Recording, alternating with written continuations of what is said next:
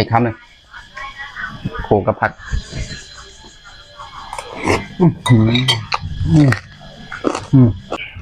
กับสบายดีทุกคนเนาะมื้อนี้เฮากะสิมากินเลือดแป้งครับทุกคนเนาะมื้อนี้สิมากินเลือดแป้งมื้อนี้คิดอยากแนวดิบๆเนาะมื้อนี้เลือดแป้งจานนึงแล้วก็มีผักผักบัวมะเผ็ดแล้วก็มะแตงเนาะมะแตงแล้วก็ผักเนาะผักรวมไปกินกับนะทุกคนยั่วๆจ้ะมายั่วๆทุกคนมาดิมาอันนี้ครับ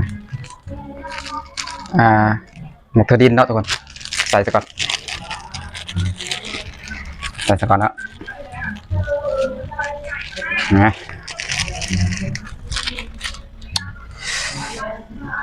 มะนาวเด้อใส่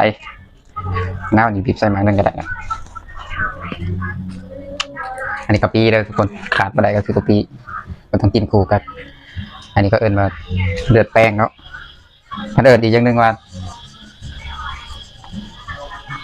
ลาบเลือดเนาะเอิ้นอีกอย่างหนึ่งสิประมาณนั้นแหละกินกันทุกคนมาคำใหญ่ๆเลยทุกคนมันก็ขาดมาเดี๋ยวนะ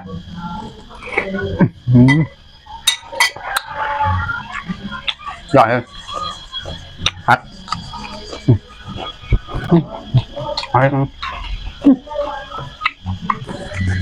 ทำมือแรงกันใช่ไหมทุกคน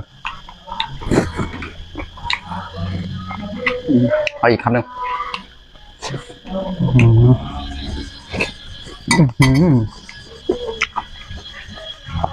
แกงอย่างทำไว้หมูเผ็ด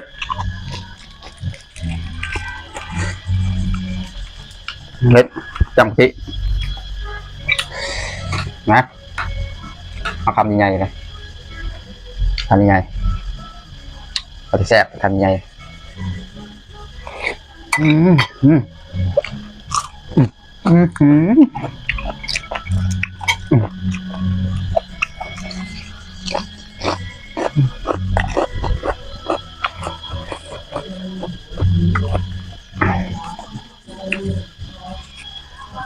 ูกันในชั้นที่เราทุกคนเหมือนกันถือโอกาสมากินเนาะมีเอฟซีว่ากินแนวดิบๆให้เบิ้งไงเป็นเหมือนกับสิมา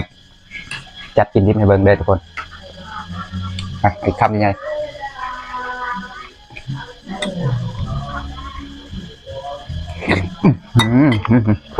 บวก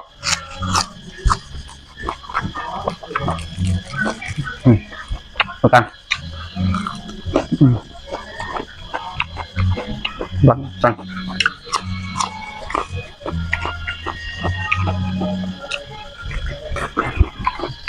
ก็ชุดข้างให้ทุกคนคัดพักในขาดไม่ได้ทุกคนเดียวกันว่ากินพวกเลือดเลือดแปลงบอเลือดพวกของข้าวของยังพวกเลือดพวกสกเล็ดอีกคำหนึ่งคู่กับผัก